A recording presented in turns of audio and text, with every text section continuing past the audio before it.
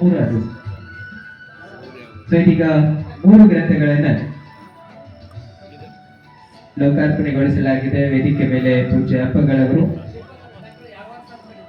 ಈಗ ನಮ್ಮ doctor Somnath ಯಾಳವಾರ್ sir ಅವರು 1000 ಲಿಂಗ ನುಡಿಗಳು ಈ ಒಂದು ಗ್ರಂಥ ಲೋಕಾರ್ಪಣೆಯನ್ನು ನೆರವೇರಿಸ್ತಾ ಇದ್ದಾರೆ. ವೀರಣ್ಣ ಕುಮಾರ್ ಸರ್ ವಿರಚಿತ 1000 ಲಿಂಗ ನುಡಿಗಳು ಲೋಕಾರ್ಪಣೆಗೊಂಡಿದೆ. ಅನಂತ ಶರಣಾರ್ಥಿ ಅಭಿನಂದನೆಗಳು.